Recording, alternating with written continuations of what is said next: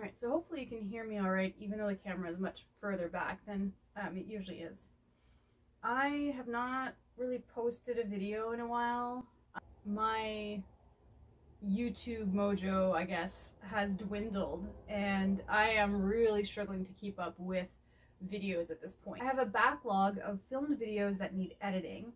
I have a backlog of scripted videos that need filming. Yeah, just backlogs all around. I have really fallen off my YouTube progress train.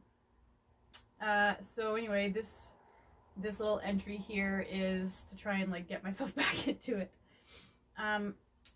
It's a vlog entry. So I guess, hi, welcome to this week's vlog.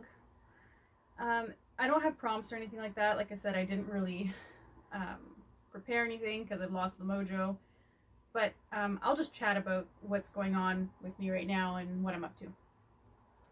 So I think the biggest thing that's been on my mind this month has been, one, my just real annoyance with my chronic illness. So the chronic fatigue has been, and the brain fog, the chronic fatigue and the brain fog has been just excessive this month and really limiting what I can do. The amount of tasks I can get done in a day are so small because the fatigue and the brain fog have just been so bad. I can't do anything. Also on my mind has been my finances. So for some reason I've fixated on that again.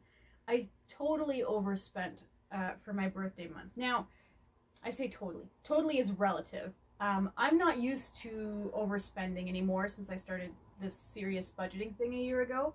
So the fact that I spent money on just stuff this month is out of character for me from the past year. Like, I bought 2 cheesecakes this month. 2 cheesecakes! That was $12 a piece that did not need to be spent. I bought that house plant that was $26. So, look at what I did. This is an extreme, like, impulse buy for sure, for sure. Yeah. Still loving the house plant. She's not flowering as much anymore. I really liked the pink flowers for whatever reason. But she's still growing. She's okay. She hasn't died, so that's good. Still loving it. But yeah, I don't know, I didn't really watch my spending the way I should have, so that made me sad. And I ended up running a deficit for most of the month, where I was just kept trying to catch up. Like, I was always 30 bucks behind, and then I'd like make 50 bucks, but then I'd spend some money again, and then it was like 40 bucks in the hole. And then anyway, it's nearing the end of the month now, and I did manage to sell enough stuff to balance my budget and to make the payment that I wanted to make on the car. So on the first of the month, I make a lump sum payment to the car loan just to help chip away at it faster. And I wanted to make a certain amount payment on July 1st, and now I have enough money to make that payment, so that's good. I'm hoping to make a little bit more. Like, it's sort of when I make financial goals, I sort of move the goal post a little bit. Once I reach my goal, I'm like, okay, I made it. Can I go a little bit further and just make a little bit more? And then I kind of move it. Now I don't get mad at myself if I miss the moved mark. I'm still happy that I made my minimum. But yeah, anyway, so I'm hoping to make a little bit more money so I can up that lump sum payment, but we'll see what happens. So a lot of my mental energy, you know, which was limited to begin with because of the strong, like, severe fatigue, a lot of my mental energy, whatever I had that wasn't taken up by the severe fatigue, went to stressing about my finances. Stressing might not be the best word, but like obsessing about my finances. And yeah. So that was kind of a drain too. Wasn't feeling too great.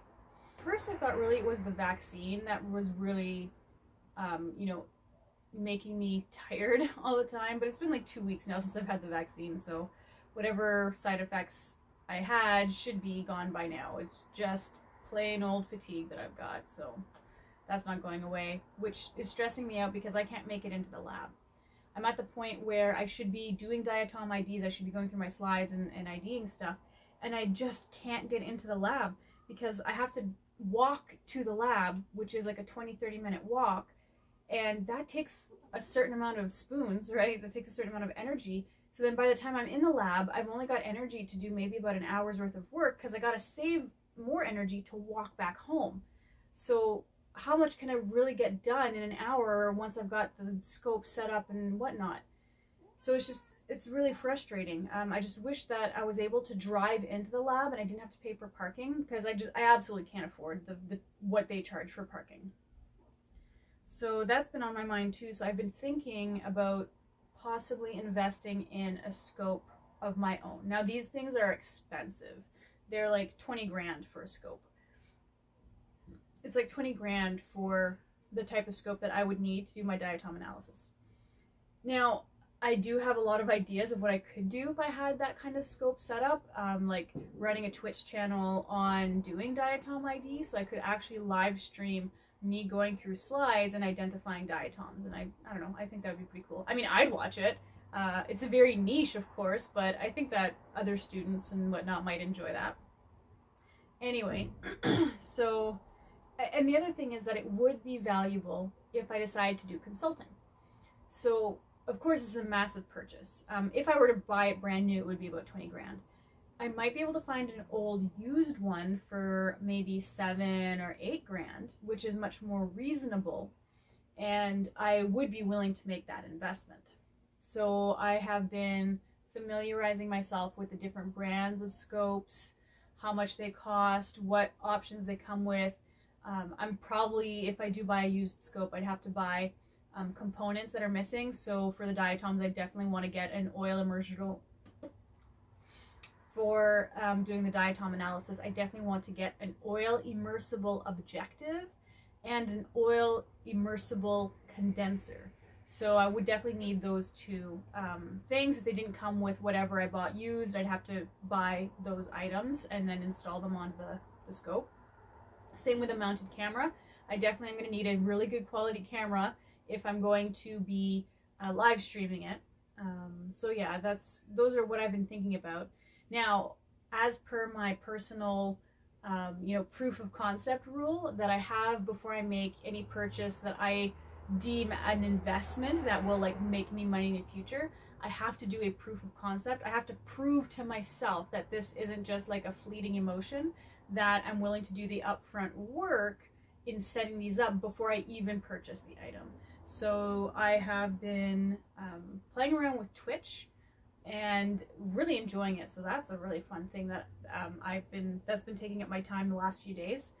Getting familiar with Twitch, how it works, how to stream, and then I've gotten like a bunch of other ideas, like wouldn't it be neat to stream, making a quilt or doing craft sessions or anything like that.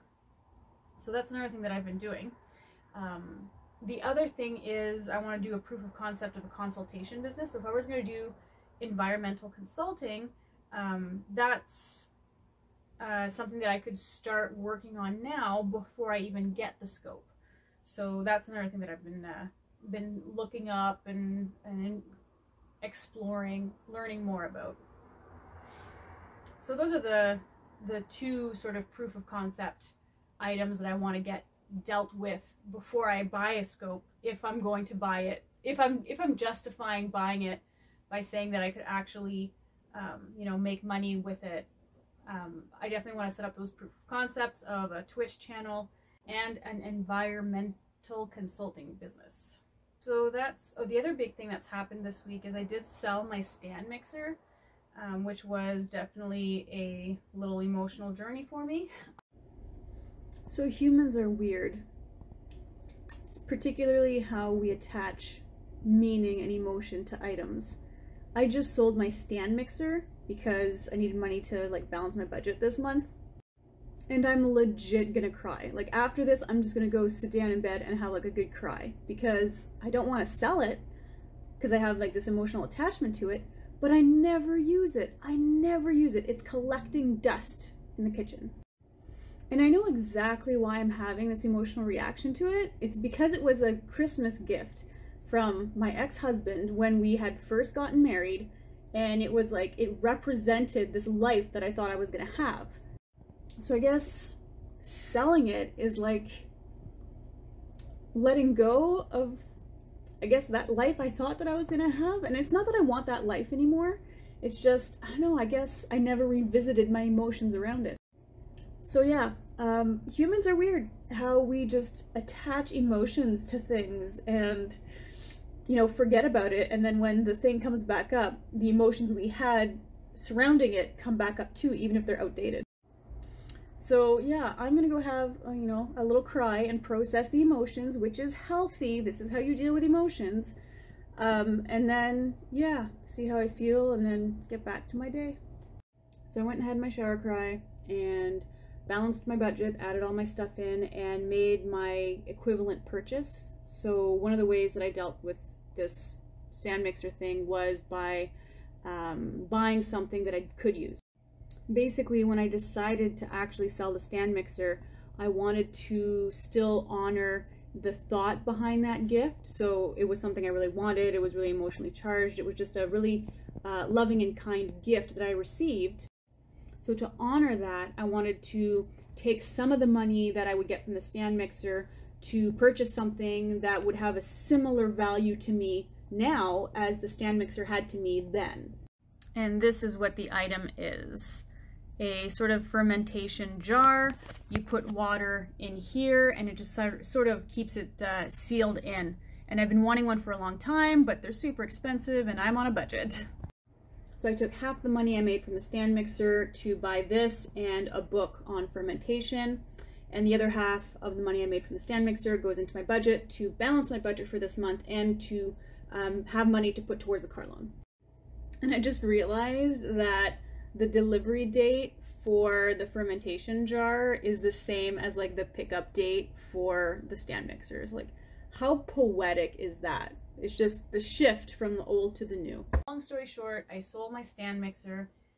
It was difficult because I was emotionally attached to it, but I did get over it. My upcoming week is going to be really busy, and I'm sort of dreading it because I'm really hoping I'm going to have the energy for it. Monday morning, I have an interview for a position, another small part-time contract with the university. It's definitely a position that I'm passionate about, and I did not even think I would get an interview. Like, I just kind of whipped up my resume and I only have part of the qualifications, but I guess they saw something that they liked in the actual resume and they did contact me about an interview. So I do have an interview on Monday for that position. I've already started preparing for it, so I've got a Notion page started with like questions that I think that they might ask me, and I'm gonna this weekend work through what my answers would be for those questions. That way I can have some rapid fire responses available for them depending on what they ask me. Of course, they might ask me questions that are totally off that I didn't really think about, but you know, at least I'll feel like I did something to prepare. I got a couple other meetings on Monday, and then Tuesday I am out of town for an interview, not an interview for a job, but like an interview for media about the Crawford Lake project. It sort of blew up. I was not expecting it to. I basically wanted to touch base with some Indigenous people that are from a community around Crawford Lake to just sort of get their permission to work on the project, and you know, just to ask if there's any protocols I need to follow to be respectful and that type of thing, since it's a different culture, it's a different community. And it ended up getting blown up into this big thing where now they want to video it and make it part of like the Crawford Lake Anthropocene, you know, video, and then put it in with the interpretation center. And now there's like a lab with and a museum from Germany that is going to Skype in to watch it, and like it became this big thing, and I'm like, man, I just wanted to like be respectful, and it turned into this big thing. And so there is an Indigenous community member who is sort of like the point of contact for like this project, and I'm following their lead. So they're the person that I'm going to discuss with and ask my questions about, you know, how do I do this respectfully, and is there any protocols, and you know, that type of thing.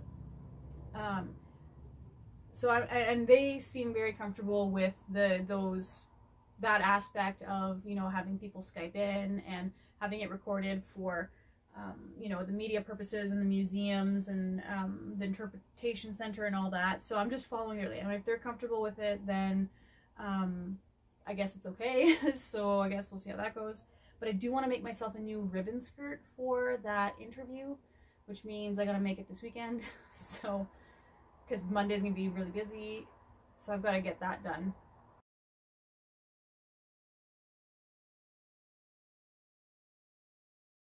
So yeah, this weekend I have sort of been in the mood for quilting, so I might start that stuff back up and focus a little bit more on that over the weekend. Maybe get some more quilts ready so I can actually put more up on the Etsy site, because the Etsy site's been neglected since fall of last year. Yeah, it would be nice just to get some more, you know, some more quilts up there and hopefully sell them. So that's pretty much what's going on for me right now. A lot of guilt over not doing very much for my PhD right now. Most of the work that I'm doing is, you know, for my side contract work, or just for myself, my finances, my personal growth, developing stuff for the future, that type of stuff. But I mean, I guess I shouldn't sell myself too short, because I personally know that even though things don't seem connected, they are. So even though I might not be doing very much like diatom research right now, I have been involved a lot with some happenings that have been going on with the Indigenous community.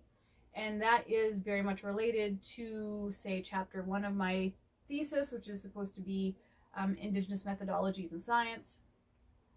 So even though they're not related in the sense of academia, where you're sitting and reading a specific paper and whatnot, they are still related, because it is developing my perception of things and how I'm making connections between ideas and that type of stuff, which is very valuable.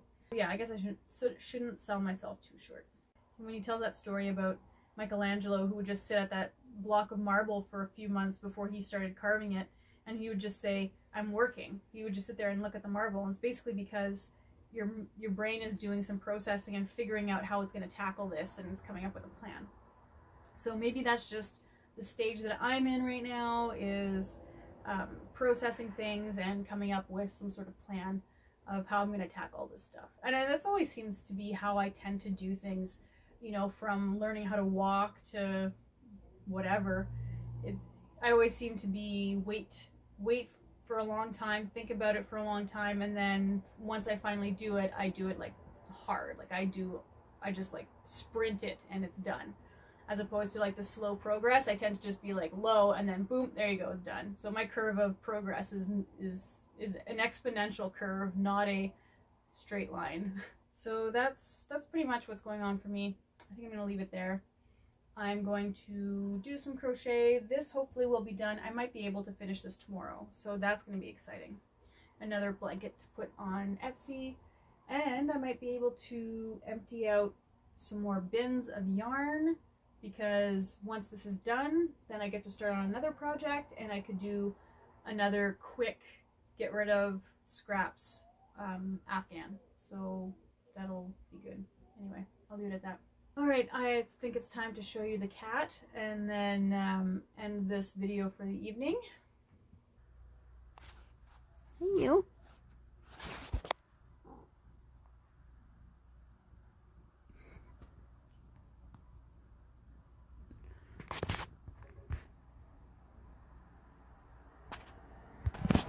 Alright, good night everybody.